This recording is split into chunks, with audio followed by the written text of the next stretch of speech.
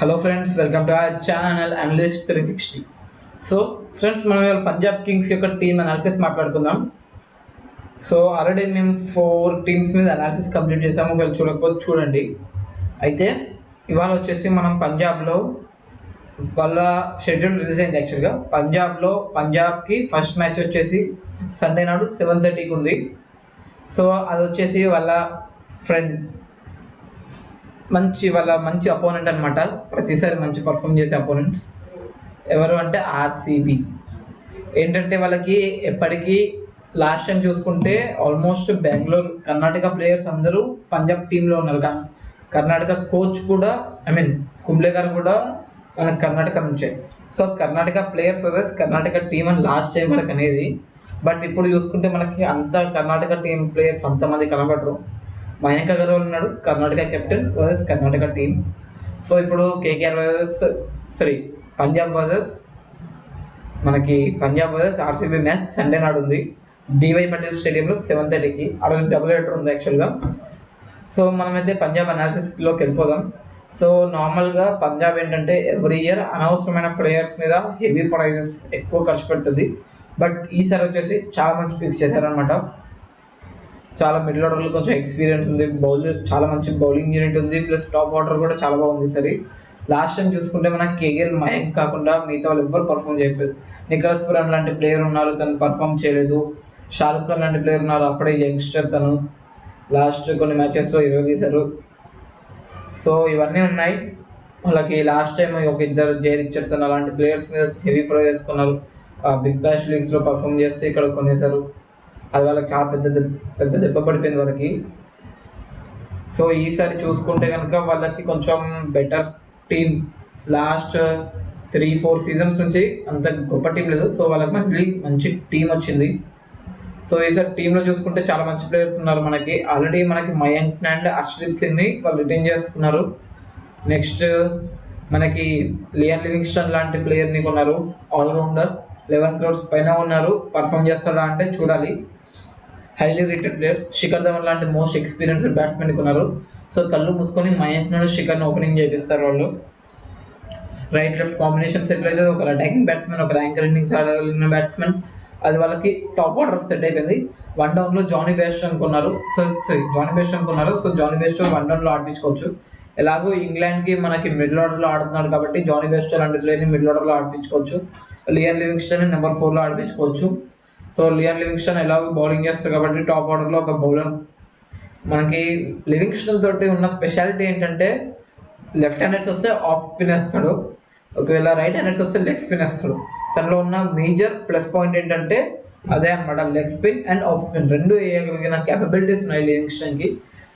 Big sixers కొట్టే ability కూడా ఉంది లివింగ్స్టన్కి. సో అదొకటి. ఎలాగో మనకి షారుఖ్ ఖాన్ ఉన్నాడు నెంబర్ 5లో ఆడుకోవడానికి. సో షారుఖ్ ఖాన్ లాంటి ప్లేయర్. అయితే ఇక్కడ నెంబర్ 6లో మనకి 2 ఆప్షన్స్ వస్తాయి. ఆల్రెడీ అండర్-19 ప్లేయర్లో ఉన్న రాజ్ అంగద్ బావా గుర్తొస్తాడు. ఇంకోటి రిషి ధవన్ డొమెస్టిక్ క్రికెట్లో ఎప్పుడు పర్ఫామ్ చేస్తూనే వచ్చాడు. సో ఈసారి ఐపీఎల్లో అంతగా క్లిక్ అవ్వలేదు, బట్ క్లిక్ అవుతాడా అని చూడాలి. ఆల్రౌండ్ ఎబిలిటీ అవుతుంది రిషి ధవన్కి. సో నెంబర్ 6లో రిషి ధవన్ ఆడిపిస్తారు. ఫస్ట్ అయితే రిషి ధవన్కి ఛాన్స్ ఇస్తారు. ఒకవేళ పర్ఫామ్ చేయకపోతే నెంబర్ 6, ఒకవేళ పర్ఫామ్ చేయకపోతే అప్పుడు వేరే వాళ్ళకి ఛాన్స్ ఇస్తారు. రాజంగత్ బాల్ లాంటి యంగ్స్టర్స్కి ఛాన్స్ ఇస్తారని నేను అనుకుంటున్నాను. నెంబర్ 7లో హర్ప్రీత్ బ్రార్ ఉన్నారు, ఆల్రెడీ లెఫ్ట్ ఆర్మ్ స్పిన్నర్. ఆర్సీబీతో జరిగిన మ్యాచ్లో 100గా మ్యాచ్ గెలిపించాడని చెప్పొచ్చు. లాస్ట్లో వచ్చి బ్యాటింగ్ చేశాడు, తర్వాత బౌలింగ్ చేస్తూ 3 key wickets of Maxwell, Virat, ABD ముగ్గురిని అవుట్ చేశాడు. సో అదొక చాలా పెద్ద పాయింట్ అనమాట. 28 years అనుకుంటాను ఆల్రెడీ. కొంచెం పంజాబ్ తోటే ఉన్నాడు ఎప్పటి నుంచో. కొన్ని లిమిటెడ్ ఛాన్సెస్ వచ్చాయి. సో లాస్ట్ టైం అయితే ఛాన్సెస్ ఇచ్చినప్పుడు పర్ఫామ్ చేశాడు. బ్యాటింగ్ చేయగలుగుతాడు, బౌలింగ్ చేయగలుగుతాడు, మంచి ఆల్రౌండర్. నెక్స్ట్ ఒడియన్ స్మిత్ లాంటి ప్లేయర్ని కొన్నారు. ఒడియన్ స్మిత్ ఎలా సిక్సెస్ కొట్టాడో చూడొచ్చు మనం. ఫస్ట్ మ్యాచ్లో వెస్టిండీస్తో జరిగిన ఫస్ట్ మ్యాచ్లో సెకండ్ ఓడిఐలో అనుకుంటాను, ఫాస్ట్ బౌలర్స్ 20 తీసేస్తాడు. చాహల్కి కొంచెం ఇబ్బంది పడ్డాడు, బట్ నెక్స్ట్ మ్యాచ్లో కుల్దీప్కి కూడా సిక్సర్స్ కొట్టాడు. సో ఫాస్ట్ బౌలింగ్కి స్పిన్నర్స్కి ఇద్దరికి సిక్సర్స్ కొట్టే ఎబిలిటీ ఉంది. ఒక షాట్ చూసుకుంటే 4 పోయింది, అది ఎంత బలంగా కొట్టాడంటే మొత్తం గ్రౌండ్ మీద పోయింది. బట్ అది ఎంత బలంగా అంటే అంత బలంగా కొడితే లాంగ్ ఆన్ మీద కేఎల్ రాహుల్ ఉన్నాడు అక్కడే, బట్ ఆపలేకపోయాడు. అంత గట్టిగా అంత పవర్ అయితే ఉంది. ప్లస్ బౌలింగ్ వేయగలుగుతాడు, 140+ వేస్తాడు. కొంచెం లెఫ్ట్ హ్యాండెడ్స్కి వైట్స్ ఇస్తున్నా, అంత పర్ఫెక్ట్గా లేదు లెఫ్ట్ హ్యాండెడ్స్కి వేయడం. బట్ పైన మనకి ఆల్రౌండర్స్ ఉన్నారు కాబట్టి కొంచెం అడ్జస్ట్ చేసేసుకోవచ్చు, ఏం కాదు. మొత్తం ఒక మ్యాచ్లో తనని లెఫ్ట్ హ్యాండర్స్కి వేయలేడు నేనైతే చెప్పలేను. నెక్స్ట్ మనం చూసుకుంటే డౌన్ ది ఆర్డర్లో మనకి ఒడియన్ స్మిత్ వచ్చేసాడు. రబాడా ఉంటాడు. ఒకవేళ రబాడా స్టార్టింగ్ మ్యాచెస్కి అవైలబిలిటీ లేకపోతే నాథన్ ఎల్లిస్ లాంటి ప్లేయర్ ఉన్నాడు. లేకపోతే ఇంకా బెన్నీ హోవెల్ అనే ఒక ప్లేయర్ ఉన్నాడు, ఇంగ్లాండ్ ప్లేయర్. 6 feet ఉంటాడు హైట్. డివై పటేల్ స్టేడియమే కాబట్టి ఆ హిట్ ద డెక్ ఆ హైట్ని యూజ్ చేసుకొని మన బౌన్స్ రాబడతాడో చూడాలి. 6 feet ఉన్నాడు, తను కూడా ఒక ఆల్రౌండరే. రబాడా కూడా బ్యాటింగ్ చేయగలుగుతాడు, సిక్సర్స్ కొట్టగలుగుతాడు. సో వీళ్ళకి ఈసారి నెంబర్ 9 వరకు బ్యాటింగ్ చేస్తారు ఒకవేళ ఫుల్ స్ట్రెంగ్త్ ఆడితే.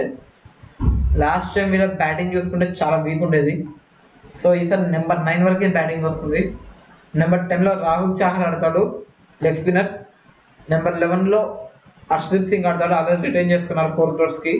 సో నాకు వీళ్ళు రిటైన్ చేసుకున్నది ఇద్దరినే చేసుకున్నారు.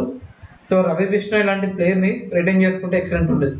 నాకు తెలిసినంత వరకు బిష్ణోయే టీంలో ఉండద్దు అనుకుంటున్నాను నేనైతే.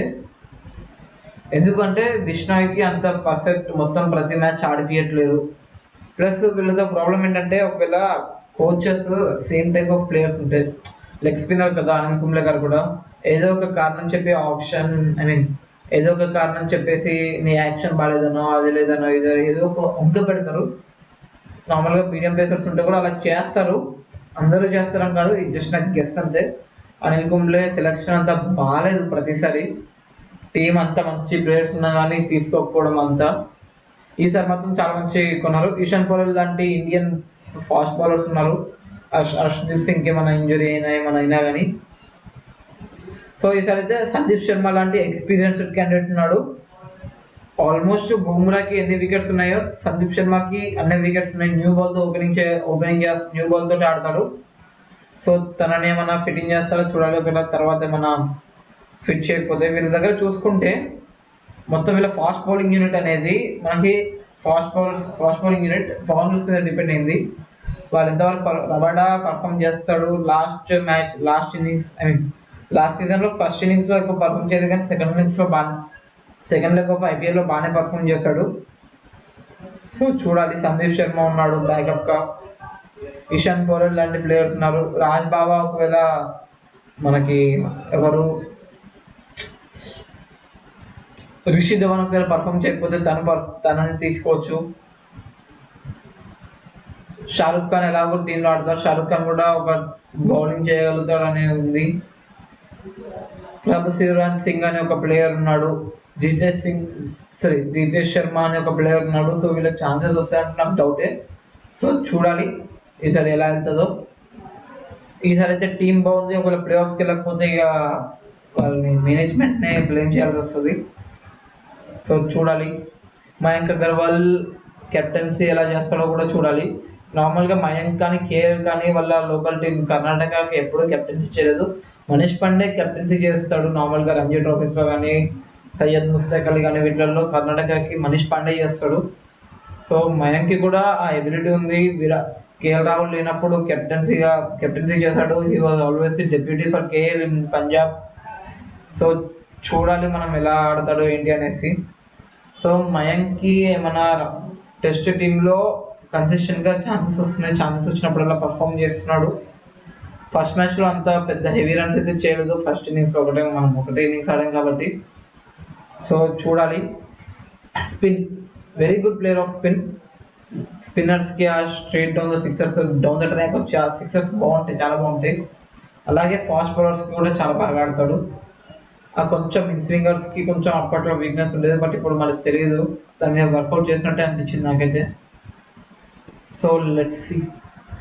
సో ఈ వీడియో ఇంతే గైస్. ఒకవేళ వీడియో నచ్చితే లైక్ చేయండి, షేర్ చేయండి మీ ఫ్రెండ్స్ తోటి. అలాగే మన ఛానల్ సబ్స్క్రైబ్ చేయండి.